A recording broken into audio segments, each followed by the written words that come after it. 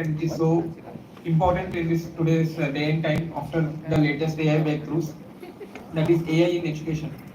So the latest breakthroughs which have happened recently. So there has been a news like what is going to be the future of education when something like an model is available to every student at their disposal. So what is the role of students and teachers? What is the role of the traditional education system that we have today, where there is a very rigid kind of an system where student teacher interaction is good is at present. So if something as powerful and as intelligent as AI models or at students disposal, so what is going to be the interaction and what is going to be the shift in paradigm shift in terms of how we are going to approach education from now on.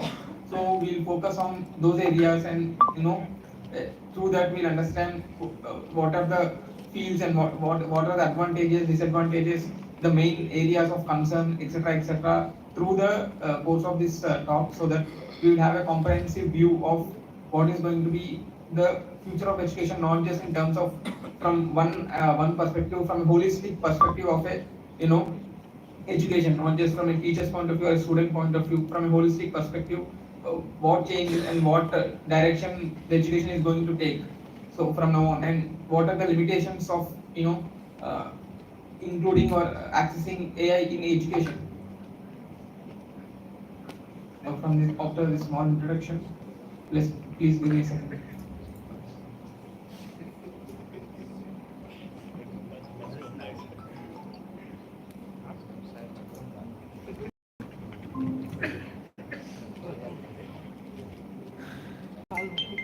Is my screen visible?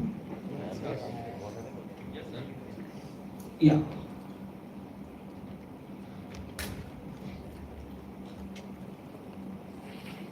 Yeah. So yesterday, as we have discussed, uh, we have had a primer, artificial intelligence primer yesterday, introduction as to what exactly is constitutes AI. Anything and everything cannot be AI. So what exactly constitutes AI, and what are the various domains of AI that led to these discoveries, etc. So today we will discuss on AI in education. So predominantly with such powerful models at our disposal in this day and age, what is going to be the impact of AI on the case studies? I think who are doing what? Like at this point in time, there have been so many AI integrations in education curriculums. Also, mostly there have been online courses. In online courses, AI integration is happening at a rapid pace. Not as much in it is going to take place. It is going to go now after we understand what is going to be the impact, what is going to be the benefits and challenges. We'll just wrap it up and conclude what is going to be the call of action both from teachers, students, administration, policy makers. So everybody should come together in this landscape, and what role should various stakeholders play in this sort of advancements.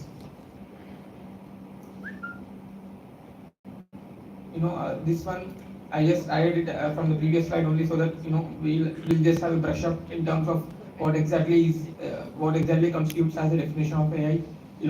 We have discussed yesterday also. It is the it is taking the schema, it is taking the syntax of human brain and building it for a computer machine. That is the way humans think. We are programming it in think how the human thinks and execute his or her actions. So that predominantly that is the we are imparting the model the ability to think and perform actions the way the humans do. That in a nutshell, that is what is AI.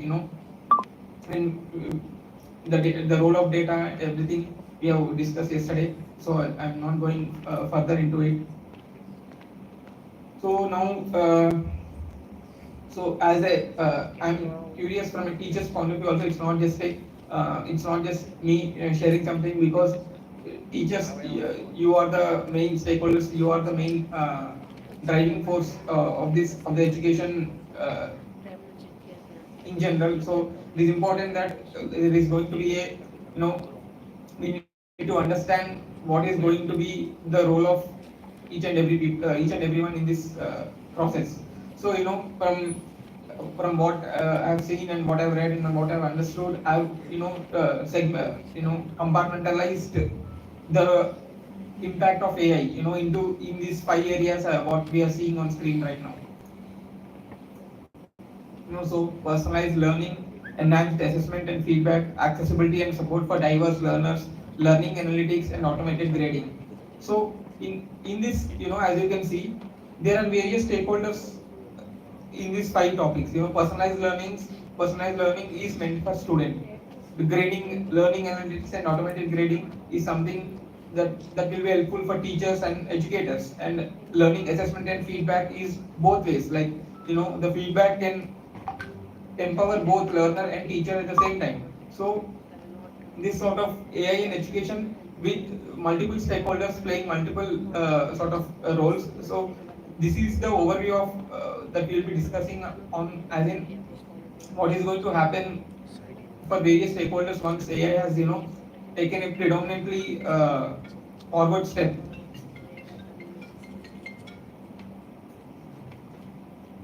So we'll just skim through them one by one. The first one, as I said, is personalized learning.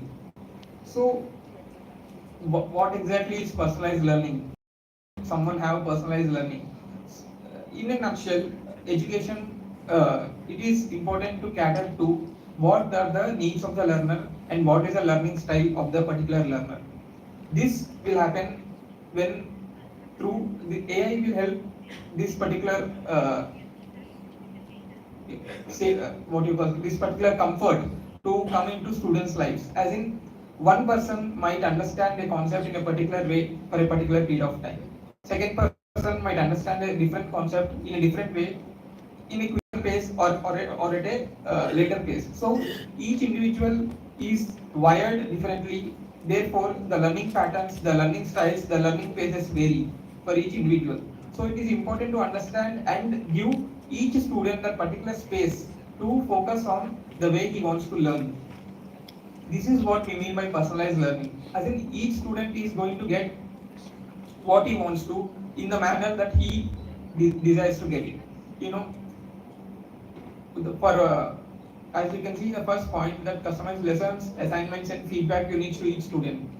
For example, if I want to learn about Newton's law of motion, and I will be given an assignment that will cover the Newton's laws of motion, and imagine I have not passed it up to the mark. So imagine if 40 is a threshold, I have given some 25 to 30. Now, just mark is just an indicator, like 25 or 30 or 40 or whatever it is just an indicator. It is not a curated feedback for me. So what will happen is, like for example, if I understood, okay, in the Newton's laws of motion, I have understood first law and second law perfectly. But when it comes to third law of motion, there is a difference in understanding, which is what caused me to get the lesser mark or to get the lesser grading. So it is important for that particular student to give him more resources, more content, which will cater to that particular what you call drawback of his or her. As in that Newton's third law of motion, he should interact with that particular content more. He should focus on that particular content more. So what will happen is that particular course or that particular content is curated for the person who was not able to pass in the Newton's third law of motion, for example. Likewise, there can be some other person where electromagnetism. Some other students' drawback can be electromagnetism, where he needs much more attention than an average person, both in terms of the attention from the student, both in terms of attention from the teacher, that he has to put into the drafting of how to understand what are the concepts of electromagnetism, etc., etc. So this particular thing where there is a difference in pace, difference in style, difference in drawbacks and advantages. So these all will be able we can club together everything and curate a properly aligned feedback for each particular student. This is what we mean by personalized learning, where we can customize lessons, learnings, feedback, that are unique to each student in such a way, unique not just for the sake of it, unique by understanding the learning patterns, unique by understanding what he is lacking and where he or she is lacking. So that is what we mean by providing something that is unique to a particular student. Individual strengths, weaknesses, pace of learning. What happens is each person can have a different interest and different the way he grasp a concept. So what happens is once you have understood a student's particular interest or pace or weakness, we as a teacher can also understand, okay, what is the percentage of the classroom that is not able to grasp the concept of electromagnetism? What is the percentage of classroom that is not able to understand this particular Newton law of motion? So we will have a statistics backed approach, data backed approach as to what is the understanding levels of the entire class.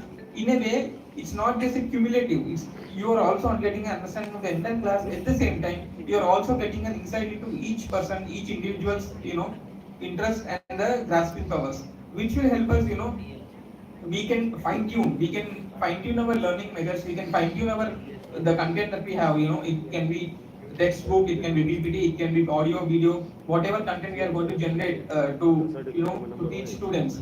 We can do that in a very optimal and we can do that in a very clinical fashion that will cater to needs of all students at the same time by being a very personal means of education. And as we have discussed yesterday, something like machine learning or NLP or reinforcement, what will happen is, we discussed yesterday. Like for example, a human, if I'm giving a feedback to a human, okay, I did not get this. What happens is, sometimes a student, a class is generally for 40 to 50 minutes, right?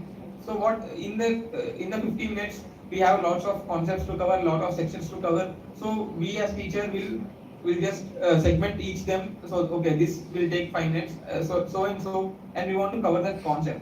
So what happens is, now once I'm given the assignment, now if I am interacting with the content or I am interacting with anything, what happens is I am giving a feedback. As a student, I might be giving a feedback as in, okay, I did not get this point, I did not get it, I did not understand this point, or I'm stuck at this point in this particular paragraph. So what will happen is the model will, you are reinforcing the model to teach you in a different way that only you can understand. That as a student, you will be able to understand if I teach you in a particular fashion. So you are asking the model to curate to your needs. So that is what will happen when personalized learning. Each student can interact in a very different fashion and get his or her needs and cater to his or her needs without any loss of confidence, without any loss of time, energy, effort, etc., etc. This is just him and the model.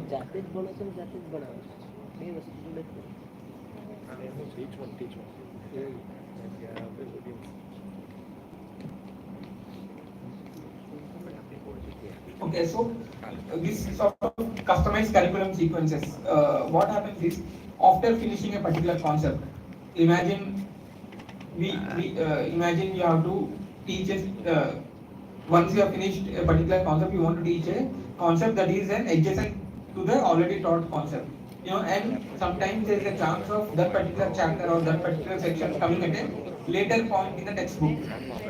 So by the time you have reached that particular point, what happens is the student might or might not retain the concepts that were adjacent when we were teaching them. So what happens is there is a chance of student not retaining them, and there is a chance of delay. There is a chance of gap between what was taught earlier and what we are teaching today as an adjacent concept. So once you customize curriculum sequences, what happens is, based on what is being taught, based on how the learner is responding to what is being taught, the sequences we can align the model or anything. It will align the sequences according to that particular student. So one particular student can go in the order of 1 2 5 1 2 3 4 5 6 7, which is the textbook, and someone might want to finish the easy chapter first, hard chapter second, or something in between which is just opposed.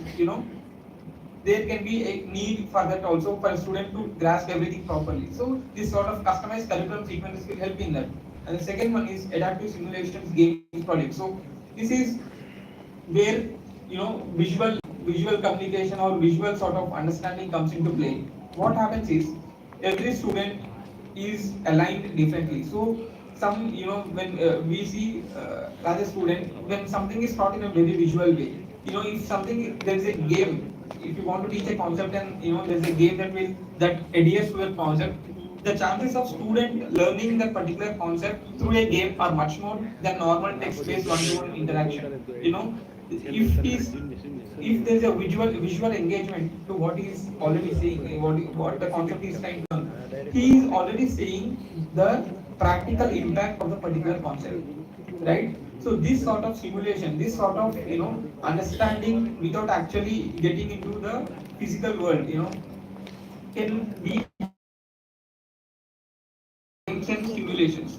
The what games, simulations, AR, VR to extrapolate. So this sort of personalized learning, this sort of catering to the needs, where there's already a scientific observation that a student learns or grasps a concept, there is a visual representation of it. So this sort of it will be made possible to create games and simulations for each particular learner to learn in a very different fashion and grasp it in the way that he or she wants to. And specific lectures, reading practice questions, as we discussed earlier also, there is a one see how you know you it's not just what we are saying, it's also what is behind the lines, what is between the lines, what is the context there. So this sort of contextual recommendation, it will help us to curate better content to learners, from an educator point of view, so that when you are setting the practice questions, when you are setting the assignments, this sort of contextual recommendation will help us in trying to gauge the activity of students in a very curated and a very personalized manner and a very clinical manner.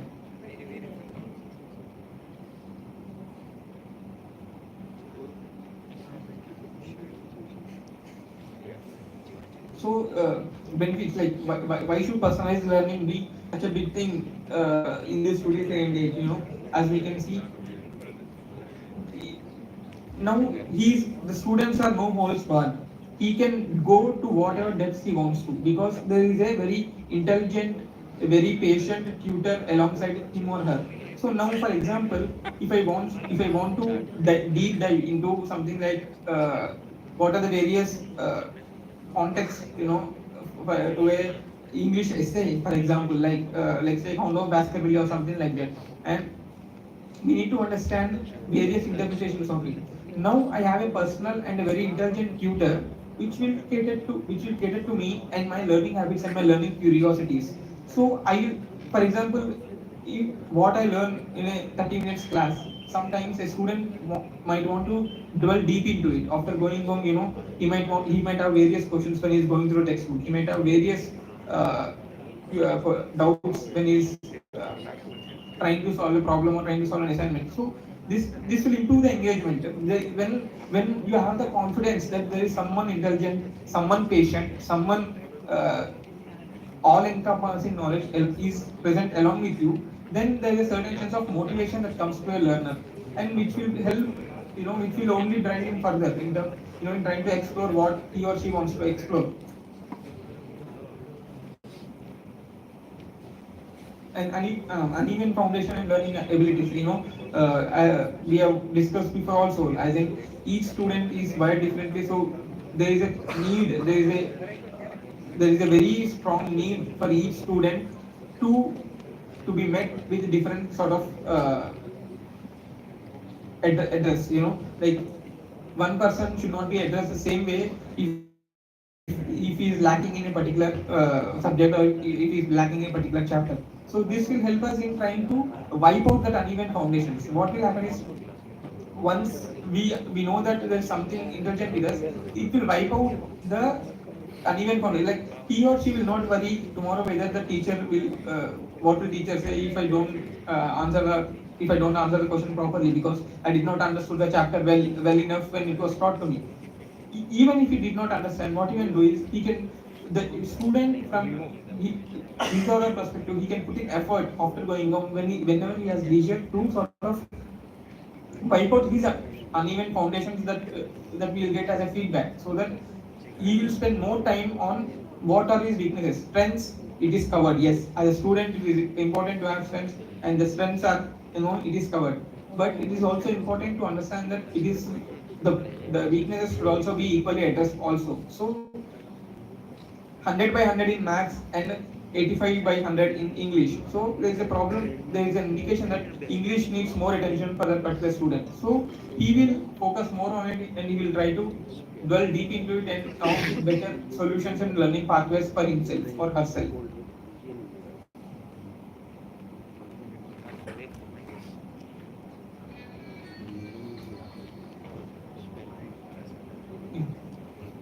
Now the second part of it, which is enhanced assessment and feedback. You know, this is mostly from a teacher perspective, like what will happen if we have some intelligent, automated, responsive systems along with us to to mark feedback, to give personalized feedback without actually spending much effort, without actually spending too much time and effort to trying to cater to multiple students. So we can just go through them automated grading through AI algorithms of faster unbiased evaluations. So what happened? So for faster and unbiased evaluations, and you can see the second point where written essays can be assessed based on semantic quality. Once students have submitted all their assignments, what we can do is we need not to go through each one of them to understand what is a grammatical mistake, what is a sentence formation mistake, what is a semantics mistake, syntactical mistakes, etc., etc. So all these things can be, you can use, there can be a first level and a last level overview for you, like for you to perform. Between them, like each and every paper, you don't want to, and you don't have to perform, because you have intelligent systems at your disposal. Once there are automatic grading tools that are available. So what will happen is you can just skim through the assessment that is provided by the model, and you can just mark whatever is inappropriate in that, and then you can just send it to the students. So lots of time, effort, energy is being saved once automated grading systems are available to us. And moreover, what happens is once you got the feedback, what you can understand that this particular student is lacking in this particular subject, so that it's not just subject and then multiple parameters. So within the subject, what are the chapters and what are the areas at which he is lacking? Is it a practical thing? Is it a theory thing? If it is a practical thing, what are the experiments in which he is lacking? All these things we can understand, and we can address them if we can generate personalized feedback for a student. So that is possible through the current models. And then uh, so highlight gaps in understanding, advise strengthening weak areas. you know every student should be given an opportunity to iron out his weaknesses. So now, if a student is being given an opportunity to wipe out his weaknesses, it has to be backed from a statistics and a very data point of view, that okay, you are lacking in so and so subject at so and so area. So from a teacher perspective, if we are giving so much feedback to him that this is where you are lacking, these are the subjects, this is the area, so that it will we are digging to the point of T, and to trying to understand the core problem, and trying to make the student wipe out that problem. That can be possible through enhanced assessment and feedback.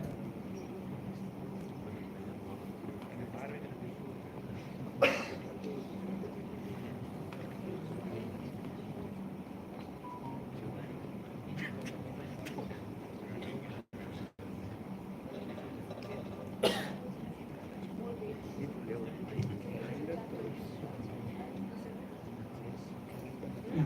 So the second point is data patterns identify class level problem areas needing reinforcement. As in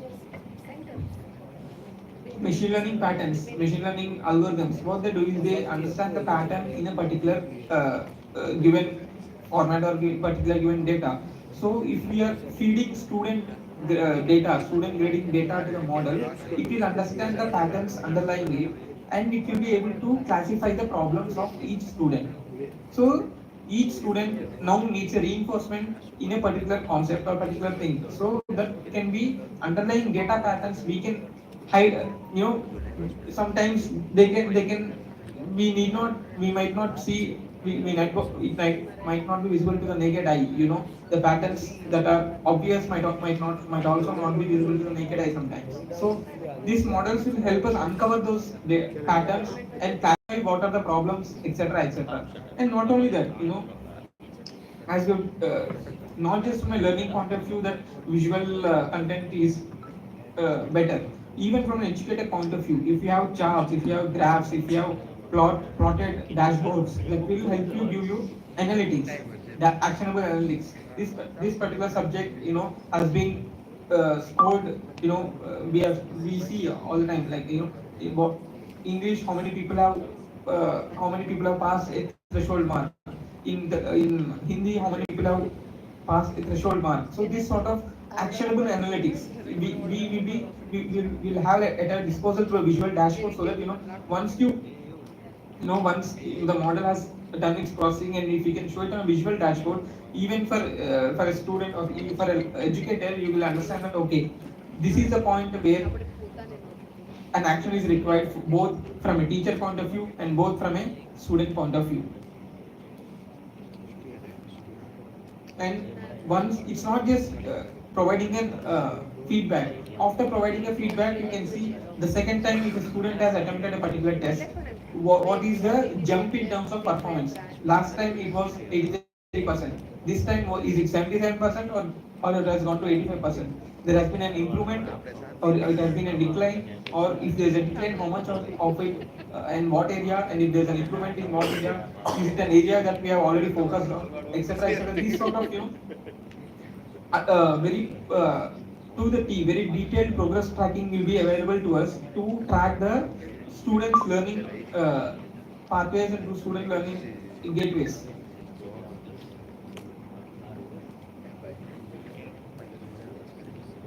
And format as a positive. Once you have given the feedback, what happens is we can also generate a particular assessment for a particular student. Once we have got the report that so and so student has not done well in so and so. So we can generate a tailor-made assessment for that particular student to understand it properly, to solve it properly, so that if a student might not understand it just by one assignment. In the first assignment we have given a feedback that, okay, this is where you are lacking, and then we have given a second feedback, and it's not just okay, second feedback, one more feedback, it's done. It is an loop till the time the student gets the grasp the concept, till the time the student puts the effort to grasp and weigh in the concept. We can generate multiple assessments of multiple multiple content, like the video, audio, text, anything, and even within that multiple choice, single choice, any which way you can name it, and you can generate the assessment for a particular student, so that he or she can attend to it and learn it through actionable insights. It's not just okay, today I've not done well in this particular chapter, so I'll just go through each and every line of the chapter once again.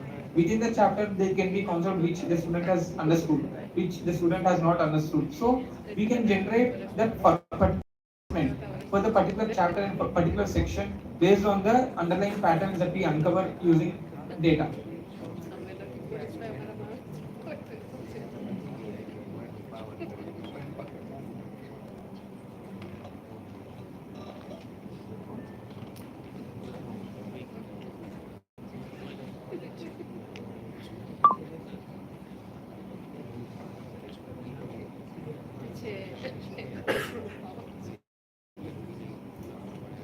Yeah.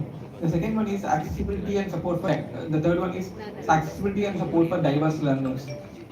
A student it's not a student is not an is an all-encompassing word. Within that, there can be various people with various skill gaps, various weak areas, and various disabilities also, like hearing impairment, visual impairment, speech impairment, etc., etc. So each student, it's not, what happens is this current AI models will help you cater to students of different disabilities at the same time.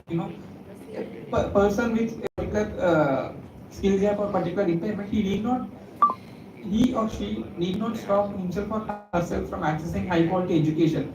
And this is the main area that that most researchers and the most scientists are excited about, that this so much facilitated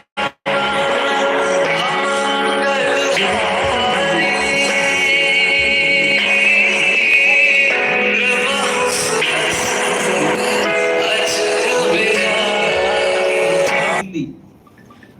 I can just use an AI model that I've shown yesterday to translate, and I can understand the content without losing out on much. So with this, we are able to see this. We will be making it happen.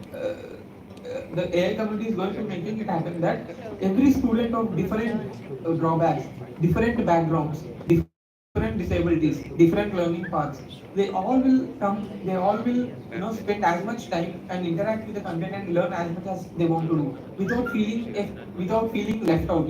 Sometimes there's a chance of, okay, if 80% or 90% of the students get the assessment currently or assignment currently, there is a chance of student feeling demotivated. There is a chance of student feeling, sad and bad about himself or herself.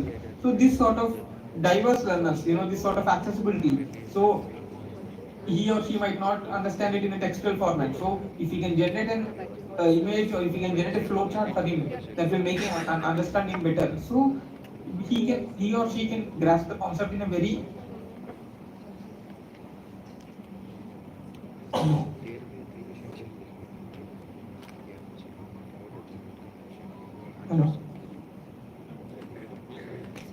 Yeah. So he or she can grasp the concept in a very particular fashion in the way that he wants to do. So this sort of accessibility and support, for various and diverse sort of background learners. So what will be made possible through AI without losing out on much. We don't have to spend hours and hours of curating.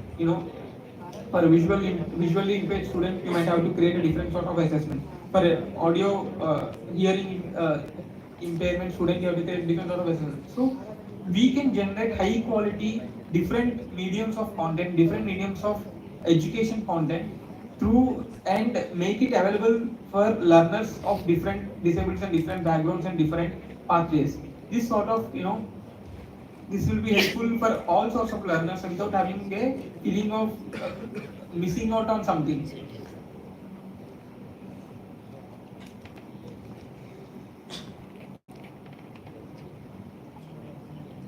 Yeah, mostly the first point, breaks barriers of high quality education faced by disadvantaged group. In this internet day and age, where there has been a rapid internet revolution has taken place since 2016. The internet in India has taken a huge jump in terms of the usage. Statistics show that internet India is one of the most highly used internet areas in the world. So this sort of, if a particular person in a particular area has an access to internet, that's it. It's like he has an access to teacher or an educator. He has an internet. All he wants to do is he can connect to some sort of AI model that we have seen yesterday. He can connect to that model, and he can ask multiple questions. He need not wait till the classes start next month, or he need not wait till he has to go to a different place to learn something. Most students come from various economic backgrounds and social backgrounds. So school might not be available in a particular place. So he or she might have to travel all the way to different place to go to school. You know, but imagine if you have high quality, personalized, patient, intelligent tutor in your hands. This will help that particular learner without, he can learn it at the spot without having to travel all the way, without having to, migrate or etc. etc. All he needs is internet, in which we are seeing there's a huge jump in terms of usage and the spread of internet in India. So this will help the community, the student community, learn at the spot. He need not wait for tomorrow's class. He need not wait for next week class.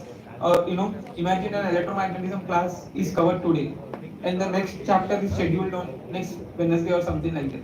He need not wait all the way if he has some doubts or if he wants to explore further. All AI models will help him to act on a particular curiosity at then and there. There is no delay in terms of acting on curiosity.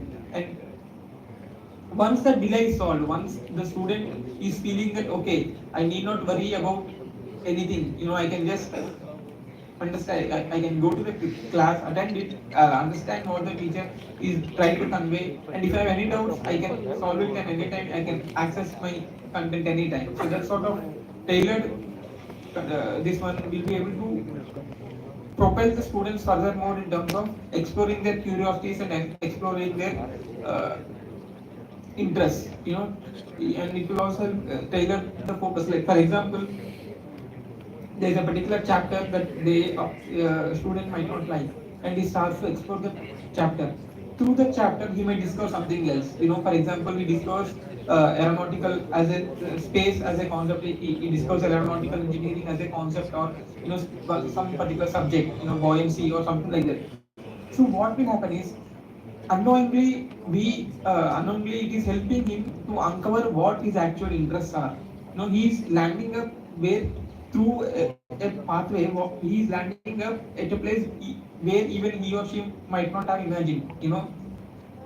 There is a true uncover of insight. There is a new true exploration of passion and interest that is happening, that will help him reach his particular goal without having, he or she might not even plan it. Some people might not even thought of aeronautical engineering. Like if they keep exploring a particular concept, and it will land them at a particular space at particular time.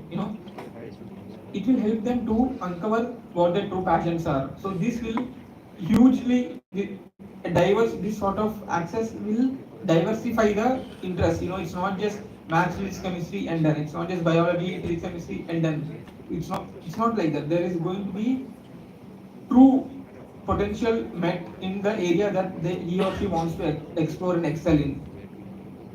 That will be made possible through the tailored focus on strengthening weaker skill areas, as in this sort of attention, this sort of patient attention. They can get it, and they can iron out their weaknesses.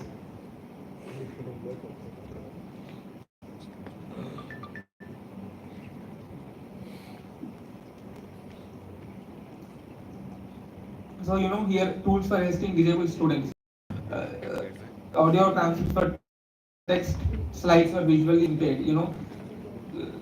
But audio transcripts. What happens is, a particular content is only in a textual format, and he might want to listen it at a particular time. Imagine, it's not, leave aside visually impaired also for a second. Imagine I'm studying something and there's a power cut at my home. I can't read textbook anymore. Imagine I have a audio format of the content. What I'll do, I'll just switch on that audio format, listen to the content from where I have already left off when I was reading it.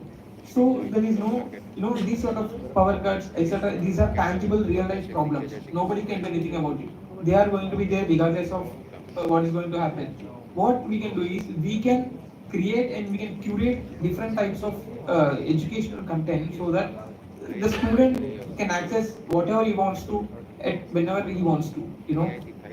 This sort of audio transcripts, as I just said, if there is an audio transcript for my chapter and I'm traveling something, or etc., I'm going somewhere, and I might not carry a book with me. I have a these days everybody, all parents have smartphones. So what they will do, they just download the chapter, audio transcripts of the chapter, and they'll just listen to it through the journey and try to understand it through the audio format. So we are not, there is no dampening of curiosity happening here, because okay, if I, okay, now I have to travel all day, so I can't read it. So there is no excuse for student, or there is no stopping student to explore his curiosity. At any particular time, at any particular point in time, he can just attend to his curiosity and access the whatever chapter he wants to, and he can learn it in the way that he wants to learn. And sign language avatars for hearing impaired. We have discussed earlier also how to address people with various disabilities. Sign language avatar is one way where we can teach hearing impaired students to the concept of how to whatever chapters are going to cover. We can make sign language avatar. We can train teachers in sign language avatars. There are already webinars or etc. happening, community happening there. So sign language avatars will help to cater to hearing impaired people. And software that is neurodiverse, as I said, there can be a person who can grasp a concept faster. There can be a person who can grasp a concept slower than an average person, etc., etc. So these are all various diverse conditions in terms of the cognitive abilities. So this sort of software, this sort of advancement, what it will do is, if you are able to complete a chapter in 5 minutes, and a particular person takes 15 minutes, your pathway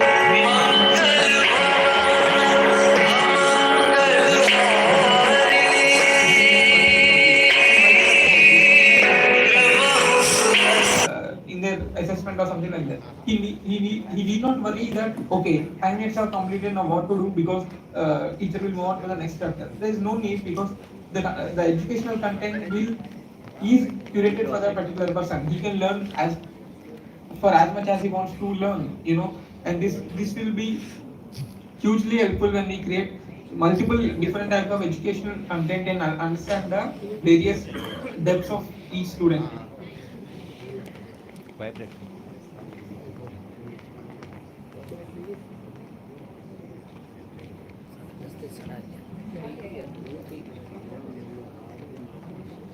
Yeah. So promote inclusivity in physical classrooms. What will happen through learning aids is, you know, there is no longer a feeling of inferiority complex. Once you have an understanding, once a student is going to have an idea and have a confidence that he can learn a concept in the way that he wants to learn, there is going to be a harmony in terms of how the student supports life in general also. You don't have to worry that okay, what happens if I don't answer this question. A student will not have to worry about what happens if I don't pass this assignment, etc., etc. Because ultimately the entire goal of learning, the entire goal of education is to help the student learn, to help him or her equipped with as much skills as possible. Both in terms of interdisciplinary, social skills, personal skills, domain-based skills, etc., etc. So this will promote inclusivity in trying to evolve a student into a very fine, very concrete and very systematic human being. So it will help. This will promote inclusivity in terms of how you want to approach your education, etc., etc., without having a feeling of left out. Affordability and lifelong access to evolving education. Lifelong, as I said earlier also, there is a now I don't have to go to a different village, I don't have to go to a different city to understand what I want. If there is an intelligent model that I can access to the internet, all I want is an internet plan, a smartphone and an internet plan. Is huge. Of course there is going to be a need for a personal tutor, personal physical tutor, etc., etc., but the primary step, the first step to access education is being solved. You can afford the education, you can learn the way you want to do, and it will like this, and it's not going to stop. The models are always going to improve, the content is always going to improve, the student is going to get different types of feedback from the AI model as he continues to learn, so that will be curated to his personal interest. So huge jump in terms of affordability, in terms of meeting one's curiosity without having to switch places, without having to switch, having to undergo different transformation in terms of backgrounds, etc.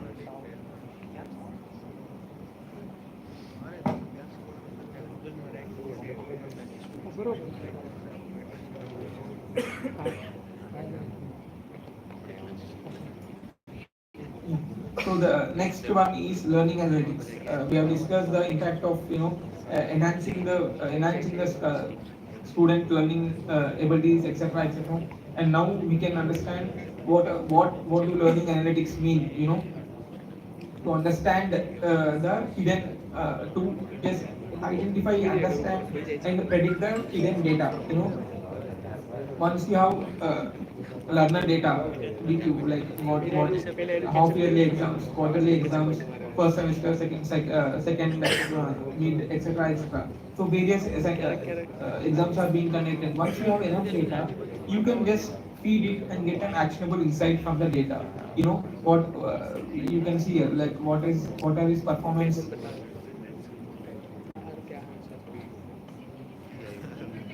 what is the performance across assignments, engagement levels during lectures or activities, what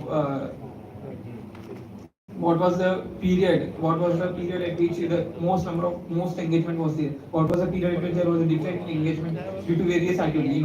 For example, there can be a sports period and the next period cannot be, the next period student might not concentrate as much as they want to do. So there is a decline in engagement levels.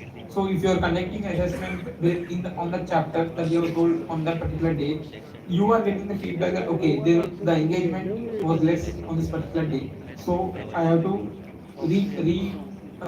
explain it, or I have to re-allot a slot where I can cover this particular chapter. And participation and discussion in classroom. So you can, once there is an harmony, once there is a inclusivity in terms of the physical education, you can, understand the participation in discussions, in classwork. They can the students can interact with each other, the students can interact, you can have a one-on-one interaction, many to interaction with a student teacher interactions, and you can gauge the participation. you know how much are they actually grasping, how much are they actually learning. Just because we have access to advanced software tutoring systems, is our job done? Are they exactly grasping it? We can conduct group discussions, debates, etc., to understand the participation in the particular concept, or participation in terms of the particular concept or the lecture that is being taught. Curriculum sequencing effectiveness. We can, once we have a predictive and a timely insights on your student data, you can process it for the next batch. The curriculum, you can arrange the curriculum in a certain manner that will cater for an average person to grasp it in an effective manner. As we said, each person is obviously different, each person will learn differently, but what we can do is, from the data, we can pick as much as we can and arrange our curriculum in such a way that an average learner, as a median learner, can be able to he can grasp or understand the concepts quickly if the curriculum is engaged in a particular manner. Like after 3 classes, is it better for a physics class to have a practical, or after 4 classes on the weekend, is it better for a chemistry class to have a lab practical, so that he can understand the chemical formula better, he or she can understand the chemical formula better. So this sort of curriculum sequencing will be helpful in driving the students, learn effectively also. And mapping learning to career plan trajectories. Someone, he might want to learn astrophysics, for example, and some other student might want to get into biology, some other student might want to get into mathematics PhD. So this sort of various diverse career trajectories, school is the place where all the career plan trajectories takes place, right? They make their career plans based on what they have heard or what they have seen, students.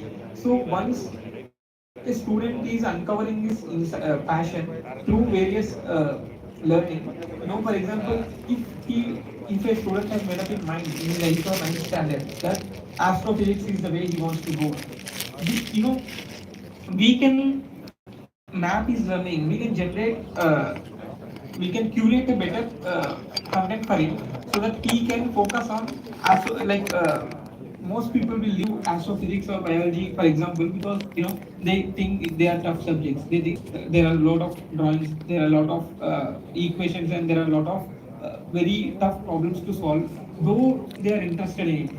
The vast, the just the mountain of effort that is required to understand the concept will might drain the student out, and eventually they'll just fall out of it, and they'll pick the routine path of choosing a MPC, BPC, etc. And they'll just go the routine path. But once you have insights from the data that this particular student is focusing more on this particular chapter or this one, so we can create an atmosphere, we can create an environment that will not hamper his curiosity. We can carry on with the daily maths, physics, chemistry, Hindi, etc., etc. Along with that, we can give him better insights on what will happen if he focuses on this particular chapter in the overall context of the career that he is planning to take. For example, if you are teaching something like, for example, anything like Newton's laws of motion or anything, etc., in the overall context of the career trajectory that he's passionate about. So we can tell him a practical example of what will happen if he focuses on this particular chapter, so that the interest will be more. Once you are catering to students' creativity, the interest will be of paramount from there and also. And extract, process, and visualize large educational data set. Once we have enough educational data set of it, imagine a school, you have like 10 batches of data, students, of what are each particular student's course, etc., etc. Once we have tools, we can extract the data from it, and we can uncover the insights as to, for the next batch of students, what can be the optimal solution in terms of how to teach. That will be helpful if we have, the corpus of data is more, and the corpus of multimodal data is also more. Sometimes it can be Excel sheet, sometimes it can be just PDF, etc. So these tools, they will be able to extract the content, process the data, and then uncover insights, so that it will be helpful for us to plan for the next semester or next year.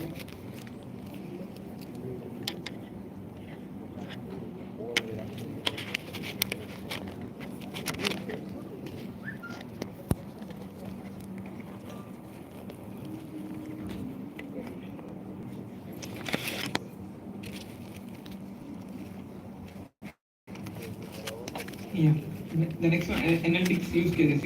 What do learner analytics mean? Like, what are the various areas for which learner analytics can be applied? We can predict the student attrition.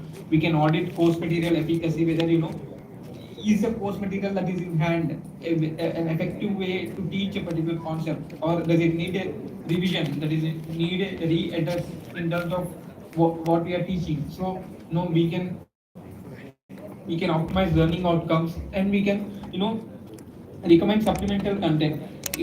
Imagine a particular textbook, a particular chapter such as electromagnetism, has there are like 4 sections in it, and all of them are covered, and that's it.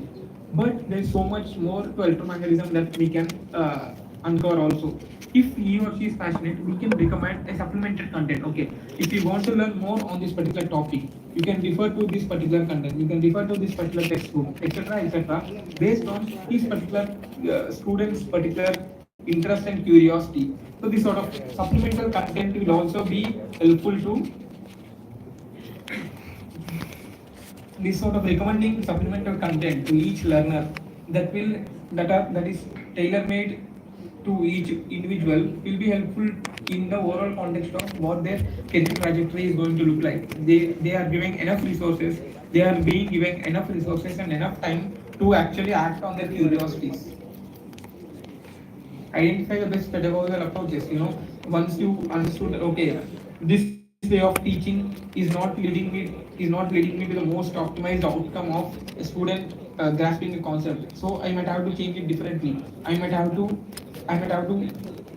cover this particular concept first, and then slowly get into the main concept. So if you this sort of best pedagogical approaches of teaching a how to teach a medium student to understand in a better manner. So this sort of insight can be uncovered, so that the next generation, the next batch is going to understand the concept or the content, the textbook in a very effective analytics driven decisions mean, analytics, are the most